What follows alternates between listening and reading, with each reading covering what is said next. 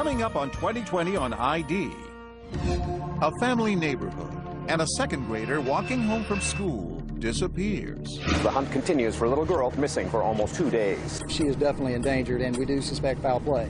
As a mother pleads for her child, I love you, and I just want you to come home. the search uncovers a shocking truth. A neighborhood filled with known sex offenders. You're making my child walk in a jungle of monsters every single day. And families wondering, are there more predators lurking? Every person I see, I'm in my mind, I wonder. What happened to Summer Thompson? I want to know what this monster did. A mother torn by grief. A community determined to help. We both looked at each other, and it was like we had to do something. And a killer with no place to hide. Watch out, we're coming. We're gonna get you. Welcome to 2020 on ID. I'm John Quinones. It is said that there's no greater bond than the one between a parent and a child. So when 7-year-old Summer Thompson didn't come home from school one day, her mother Dina began a desperate search. But as Chris Cuomo first reported in 2010, finding Summer would only be the beginning. Dina would soon learn that things in her tight-knit community were not as they seemed. It seemed like a page right out of the 1950s. Orange Park, Florida was a Norman Rockwell town where kids played on manicured lawns and lined up for the ice cream truck year-round, where neighbors chatted in each other's front yards and kept a watchful eye out for trouble. This was little 7-year-old Summer Thompson's playground.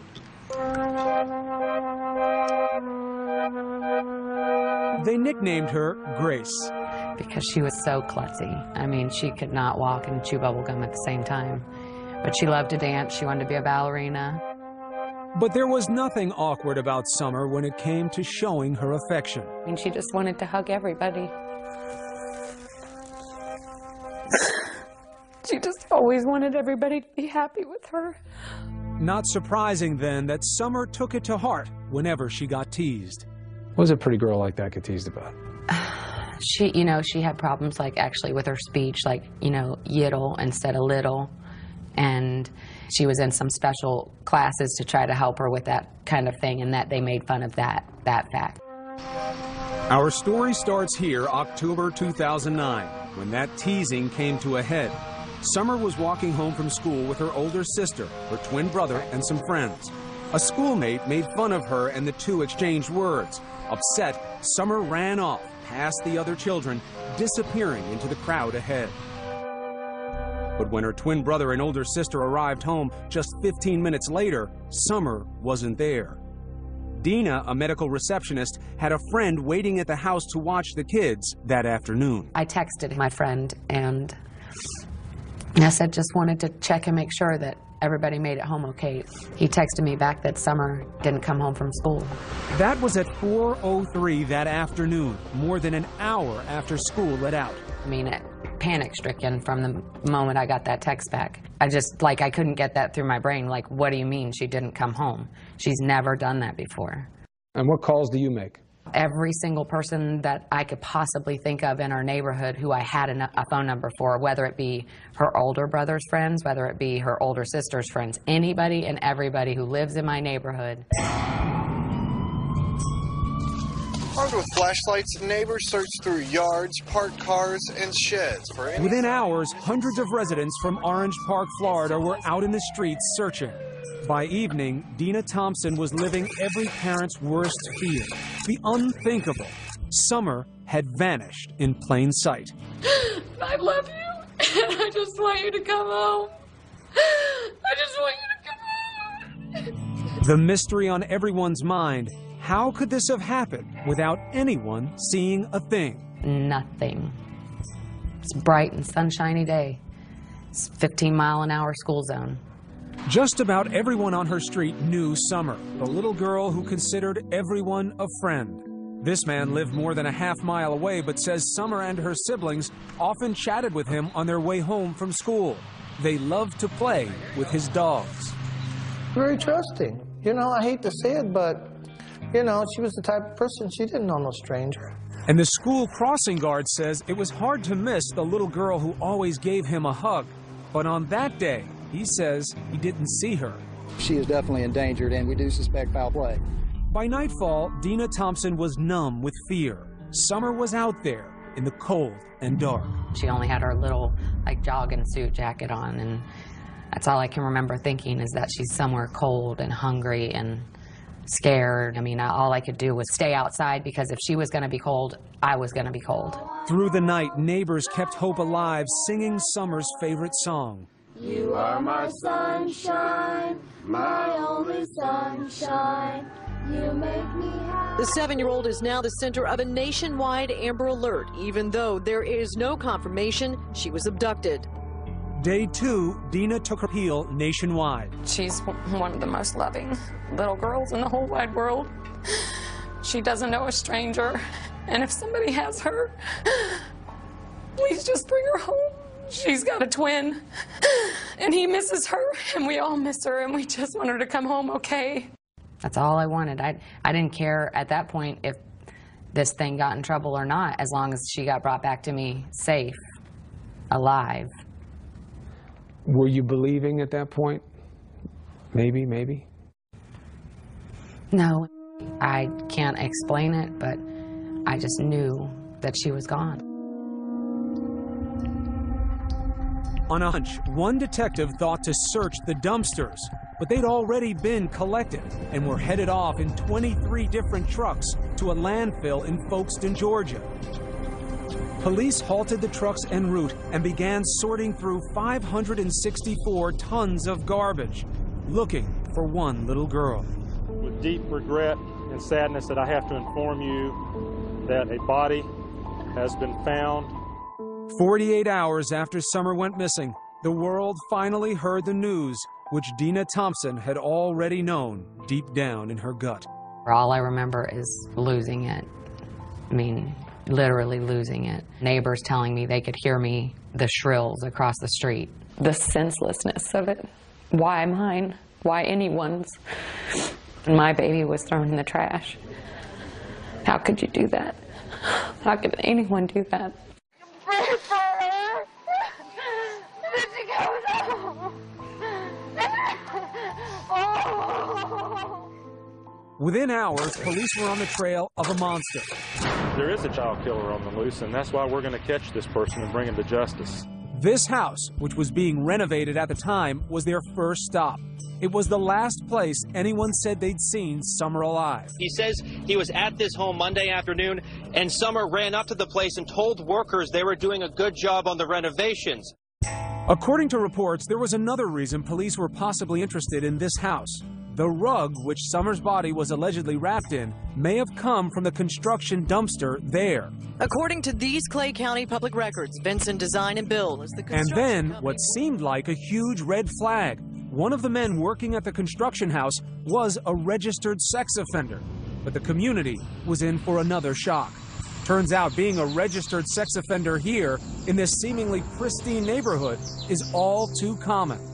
162 registered predators and sex offenders were located within a 5-mile radius of Summer's home. When we come back, a neighborhood on edge. It's scary to think how many people are actually doing that in our community right now. Every person I see, I'm in my mind, I wonder. And no one is above suspicion. People want to speculate and think bad things about me.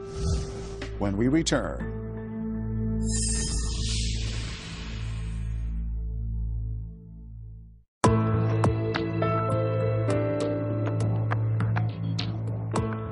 Seven-year-old Summer Thompson has vanished while walking home from school.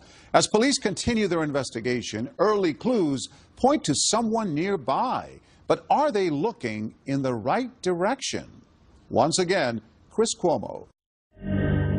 As the hunt continues for little girl. She was wearing a red jumpsuit. She had a red bow in her ponytail. The missing 7-year-old's mother pleaded for her daughter's return. You don't do this to a little baby and put my baby in the trash.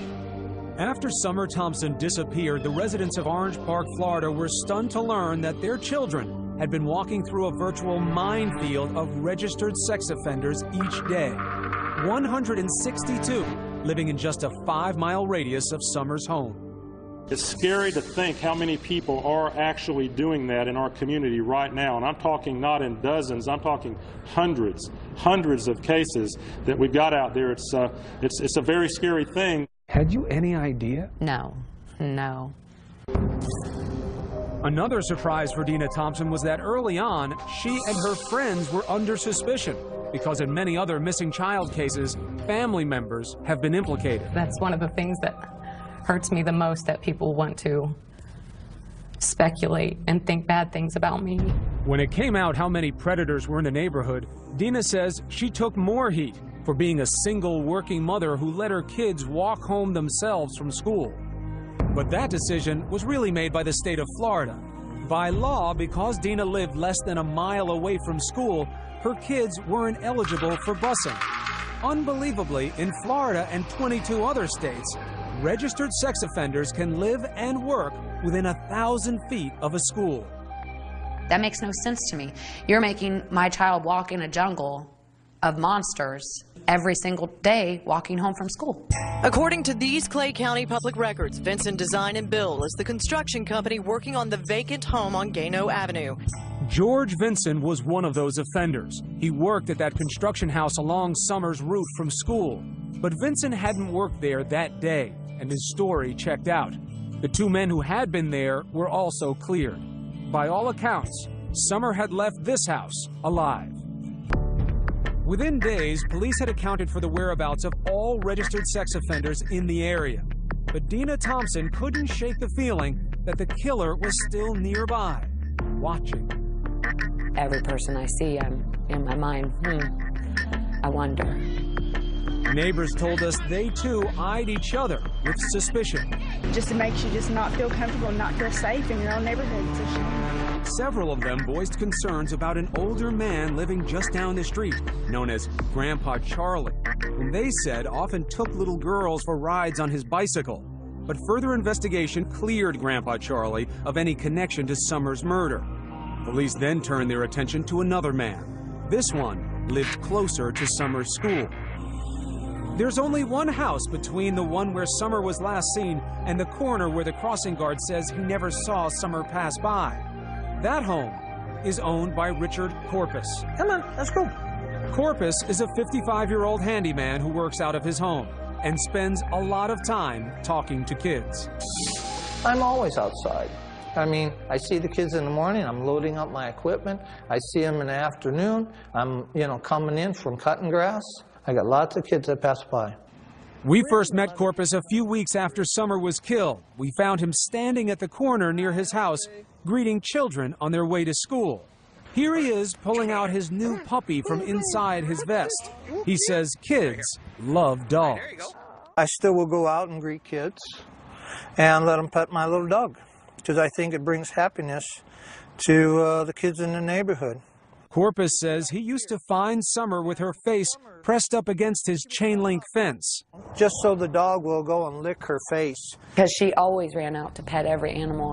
Dina knew her daughter was drawn to dogs, and it had always worried her. It would drive me crazy. I'd be like, Summer, I know you love animals, but you don't know these people, and there's bad in this world, and it would hurt Mommy so bad if you never came back. And my worst nightmare is here.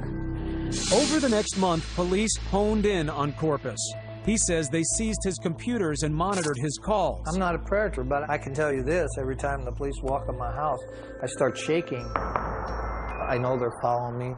I know that they're into my computer, looking, analyzing, and I'm not trying to get emotional, but I'm telling you quite honestly, there are 30 kids right now that are waiting for a Santa Claus. That's because Corpus usually plays Santa at the local Filipino club each year, but not anymore.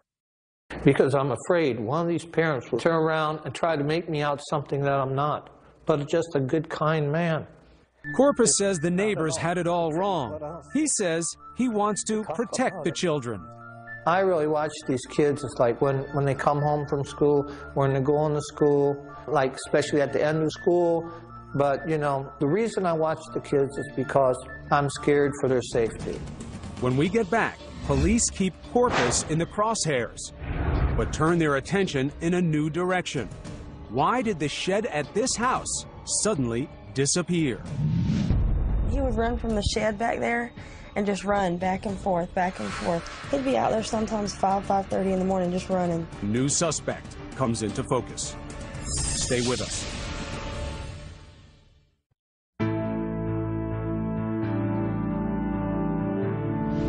Since Summer Thompson's murder, police have focused on one possible suspect, but they're about to find another.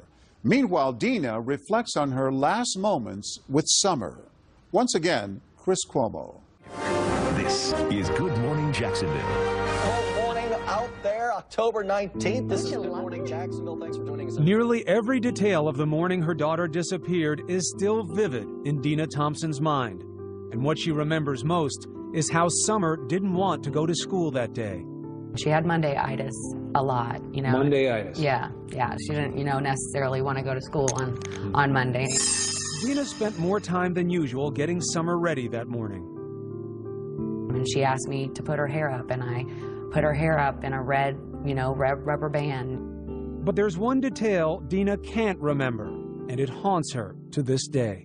I'd like to say that I told her I loved her. I'm pretty sure I did, and that I hugged her, but for some reason, I can't remember that part of it. But every one of those little acts that you did that morning is an I love you, isn't it? But not knowing if you actually said it. Cut a couple lawns and... But for police, it was what Richard Corpus was doing that day that concerned them over the next several months. Some found Corpus's alibi suspicious. He claimed he'd mowed the Lions Club lawn that morning, but that wasn't his usual day. He claims he got back home just as the children were getting out of school and unloaded most of his equipment into his garage, even though he was supposedly heading back out to mow another lawn. Corpus says he never saw Summer that day, but he does remember seeing Summer's twin brother and sister pass by. He says he was too busy to chat. And the little boy, I do believe was the twin, asked me, oh, can I have a ride on your trailer? No. Stay with the group, okay? I have to go. Corpus explains being in such a hurry by saying he went into his house to do paperwork for about an hour, then headed to the country to mow his friend's grass. Police would later search his truck for blood and fingerprints. But police were putting so much manpower into Corpus, they were missing something right under their noses. Investigators had spent most of their time on this house, Corpus's house, because the crossing guard at this intersection said he didn't see Summer. But what if he missed her? If Summer had moved just a little bit farther down this street, Gano Ave, just 2 houses down, there is a home that holds many secrets. Turns out police already had a sex crime investigation pending on a 24-year-old man named Jared Harrell, who lived in this house. But police didn't know that because he'd given them a fake address. It took this couple to put the pieces together. Hair stood up on the back of our necks. We both looked at each other, and it was like we had to do something. Rod Buchanan is a local landscaper. His wife, Lisa, is a nurse. 2 days after Summer's body was found, they were driving down Gano Ave. This is the house here. The vehicle was pulled right there in the driveway. When they spotted Jared Harrell's car at this place, just 3 houses down from the last place Summer was seen alive. Just a gut instinct, just get that sick, icky feeling. We got goosebumps. 2 months earlier, the Buchanans say their children had discovered Harrell's chilling secret. It started when they say they found he'd been stealing things from them while living at their apartment and asked him to move out. They say Harrell left immediately, but he left behind his computer. That would be a mistake.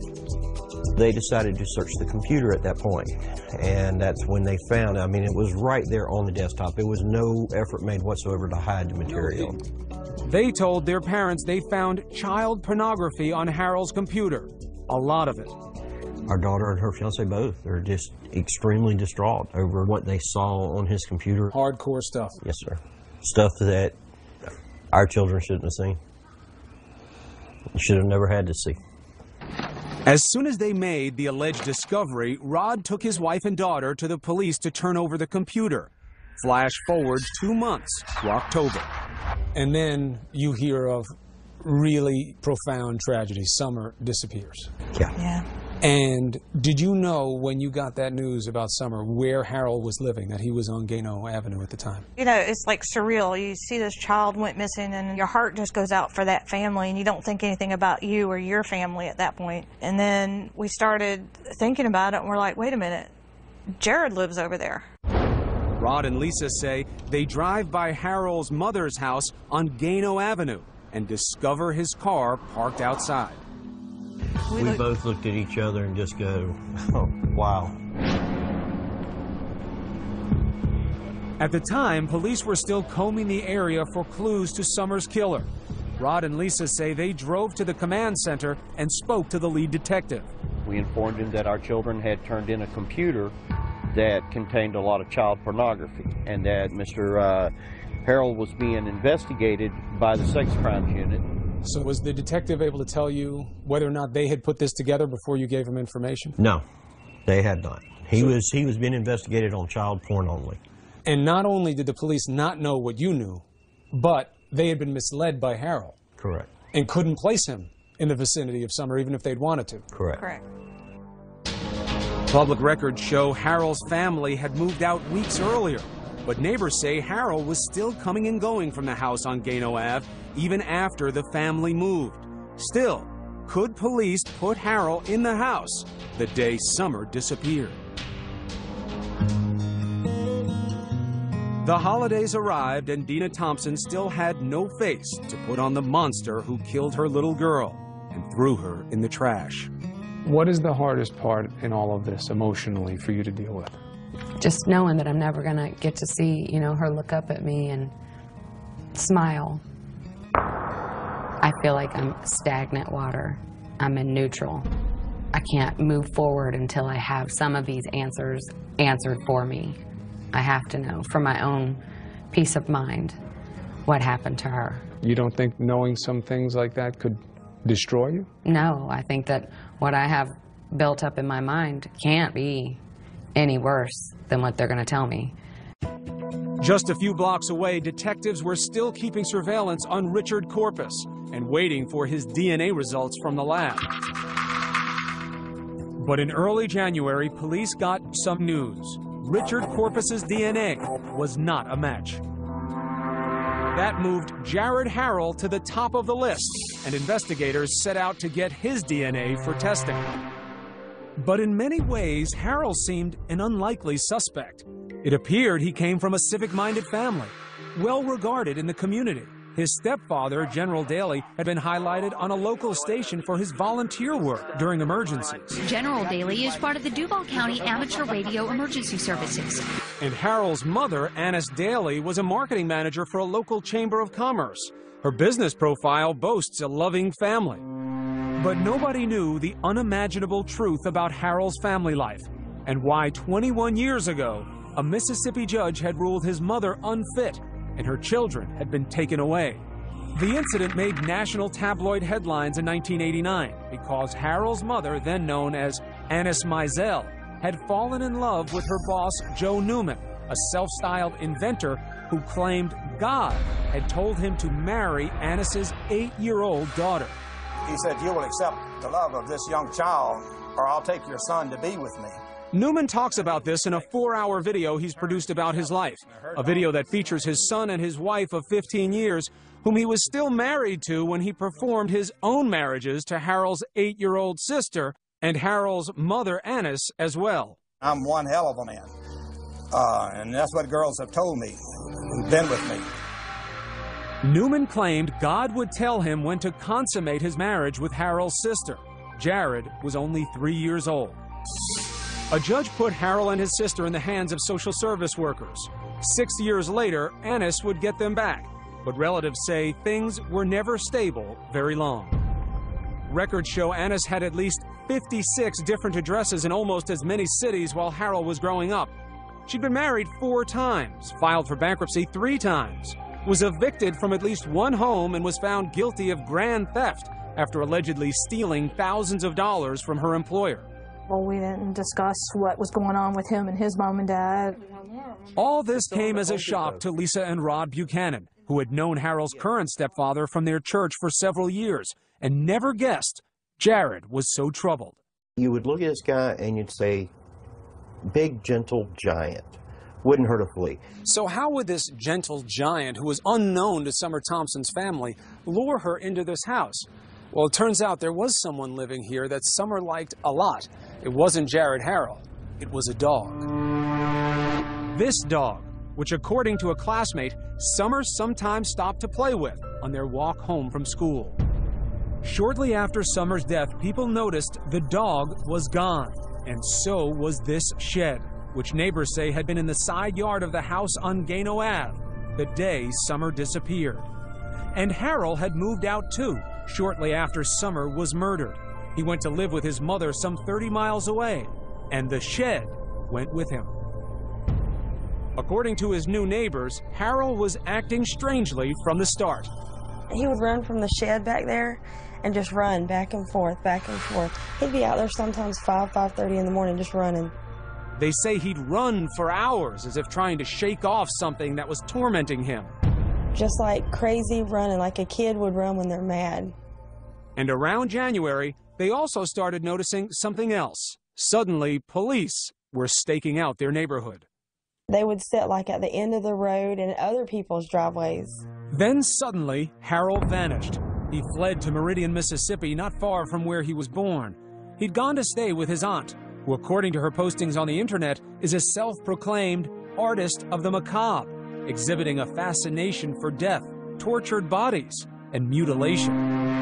Police track Harrell down, and in February they arrest him on 29 counts of child pornography based on computer evidence brought to them by the Buchanans months earlier. Harrell pleads not guilty. They also name him as a person of interest in the Summer Thompson case. Mr. Harrell, you are charged with 29 counts of possession of photographs of sexual performance by a child. Police then searched Harrell's mother's house and the one on Gano Avenue in hopes of finding evidence to link him to Summer's murder. When we get back, the questions begin to mount. Why hadn't police gotten Harrell off the street before that fateful day when Summer passed by? And Harrell's mother makes a surprising jailhouse call. And the thing is that I'm your alibi, so I have to be real careful. Stay with us.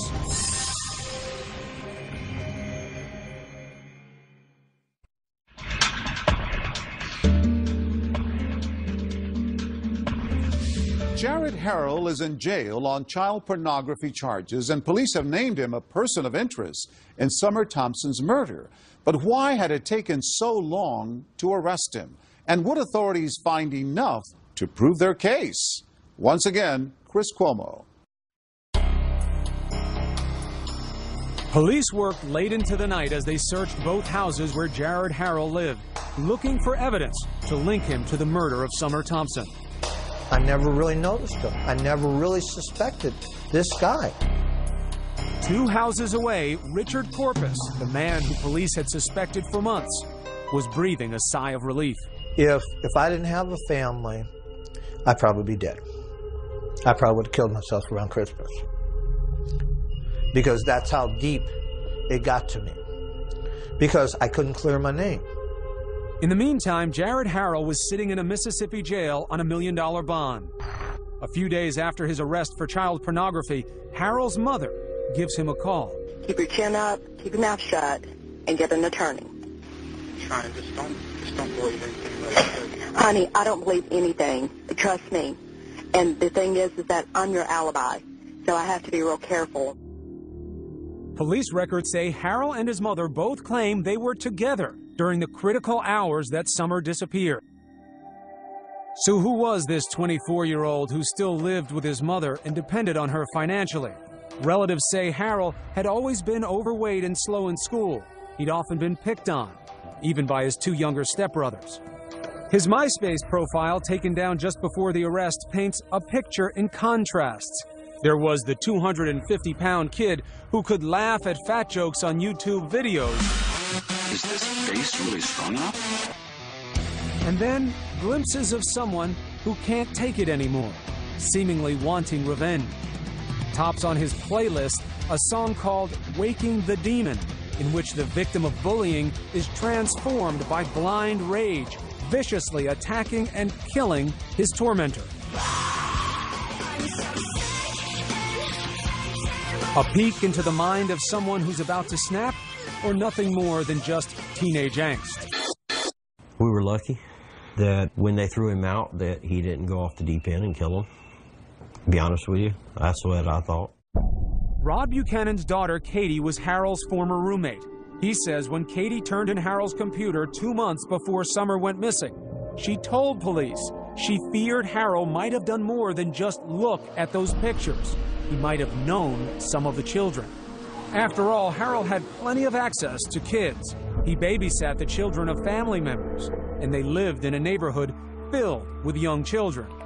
But it would take 6 weeks before police would get a search warrant to look at Harold's computer, and several more months would pass before they searched Harold's home, even though they'd been tipped off by the Buchanans that Harold lived nearby. Turned out Katie's fears were real. Right, remain silent. Anything you say can will be used against you. Police say they found Harold's camera containing a video with horrifying images of Harold molesting a 3-year-old child. The victim was a relative. Harold was charged with 26 more counts, including molestation. Again, he pleaded not guilty. The mother of the child he'd molested recognized where the alleged crime took place, in Harold's bedroom on Gano Ave. And the question on everybody's mind was, what took police so long to get Harold off the street? What if they had acted sooner, when the computer had first been brought to their attention back in August? Would Summer still be alive? Of course he could have been off the streets. He could have been. Tammy Lears is a computer forensics expert who's worked on several high-profile cases involving child porn. She says the concern that Harold might have known at least one of his victims should have been an immediate red flag. That is probable cause in all of the cases I've seen. That was enough to look. That was enough to go in and get a search warrant so that they could do a forensic preview. Lears says what makes this case different is that police had a tip that Harold might have been molesting someone he knew. They should have acted immediately to see whether there was a child in danger. Because as it turns out, that was true. 2020 repeatedly asked the sheriff's office for an interview about their investigation.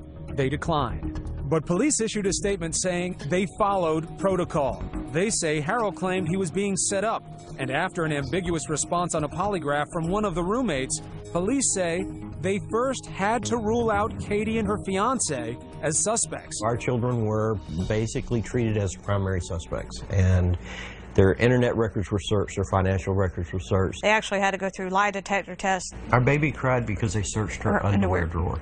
For 2 months, they investigated them. You don't wonder, under the category of what if, that time had been spent looking at Harold instead of your daughter and her fiance?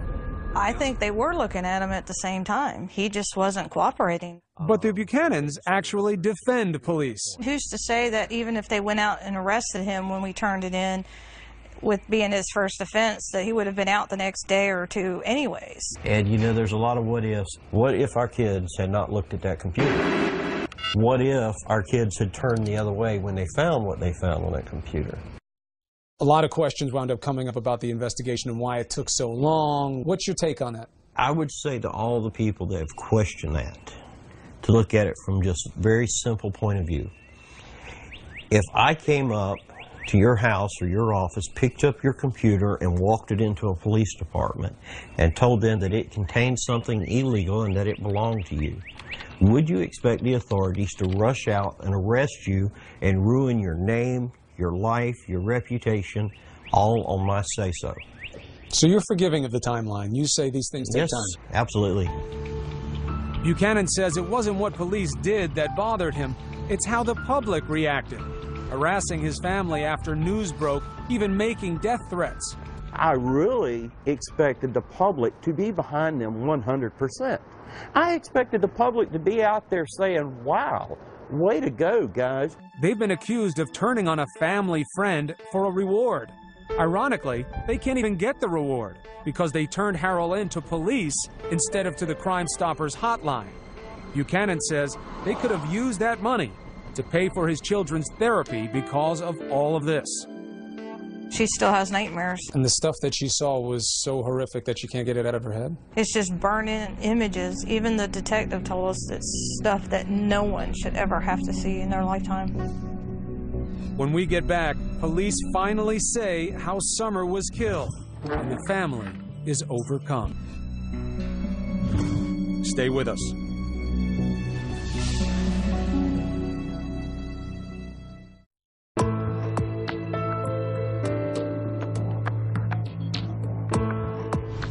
Watch out, we're coming.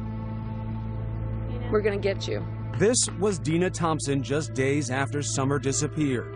And this was 5 months later, after news broke that Jared Harrell had been charged with the murder of her little girl. Jared Harrell, we got you, and you ain't getting away. Police said they had a DNA match along with other forensic evidence. He contacted Summer as she was walking home from school. We have evidence that will show that Harrell assaulted Summer and killed her and dumped her body in a dumpster, which ultimately ended up in a landfill in Folkestone, Georgia. They were certain they had their man, but Harrell pleaded not guilty. I mean, I want to talk to him. Months earlier, before she ever knew whom would be charged, Dina told us she wanted to meet the killer face to face. What would you say? Why? Give me your best excuse, your best reason as to why you had to do this. I just want to hear how pathetic he is. Did somebody tick you off that day? Did, you couldn't get a woman your age? But after the arrest, we wondered whether the passage of time or learning about Harrell had changed her perspective. Does it help you understand where he got it from, how he got to this point? No, I don't feel sorry for him. You make choices in life, and all of us go through trials and tribulations. I've been through similar circumstances in my life. You make choices. Stop the cycle, end the abuse. Don't do this. After Harrell was charged, Dina finally did get a few answers, but they were difficult to hear. Just hearing asphyxiation, that's enough to destroy you, to break you down. While Dina was talking, her sister was overcome and fainted. At the press conference, your own family couldn't take it, hearing it. You still have a desire for detail with something like this? I have to know. And I feel like I deserve to know the intimate details of what happened to her. She was my baby, she was my responsibility, and I want to know what this monster did. I was there when she came in, and I want to know if she had to suffer when she went out. And after all the shocking information this manhunt has unearthed about her neighborhood, Dina told supporters, I'm glad he's behind there, but there's many more lurking in the depths, and that's what we've got to try to figure out, how to get to them. Nobody's safe. What hurts the most is that as a parent, I feel like I failed. Do you blame yourself? Absolutely. Why? Because I'm her mother and I was supposed to protect her. I was supposed to keep her safe. And I failed at that. You failed. You failed by sending her off that morning, doing her hair and telling you that you loved her, and sending her with her brother and sister like you did every other day? I know that it doesn't make sense. It doesn't have to make sense though, right? Not to a mom. But at some point you have to let that go, right? I guess eventually, I don't know when that'll be. Dina says right now she wants Harrell to get the death penalty, but she finds little comfort in seeing justice served. You set yourself up to think that it's going to make it all better. You're going to be normal again. And I won't ever be normal again. My normal. Dina says she has a new normal, advocating for children. Yes. She wants laws changed, allowing Amber Alerts to be issued sooner, getting predators away from schools, and allowing all children to ride the school bus. God's given me a big mouth, and I plan on using it. To start, Dina kicked off the newly formed Summer Thompson Foundation at a benefit concert. I am officially reclaiming our children's innocence and their safety. These animals will not get us, we'll get them. Justice for Summer means justice for children.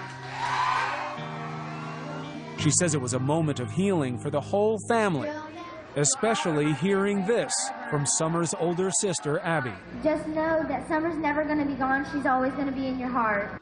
And it was a moment of triumph, too, when Abby and her brother sang their tribute to Summer.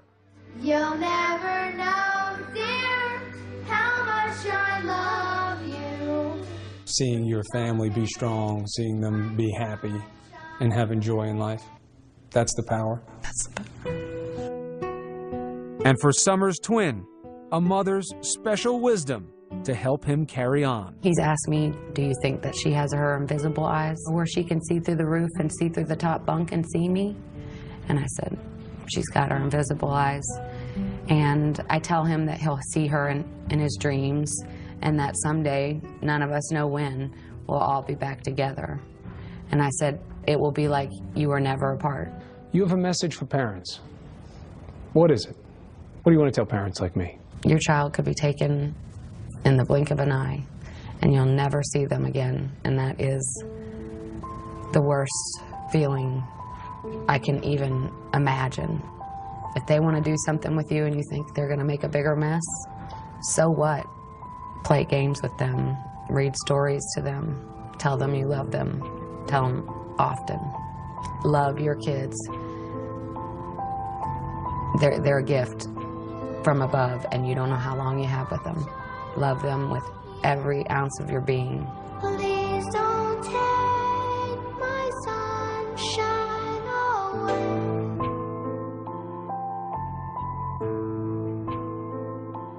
Jared Harrell later pled guilty to the murder of Summer Thompson. He was sentenced to life in prison. As of 2015, the changes to the laws that Dina advocated for have yet to be enacted, but she continues to hope they one day will be. I'm John Quinones. Please join us next time for another edition of 2020 on ID.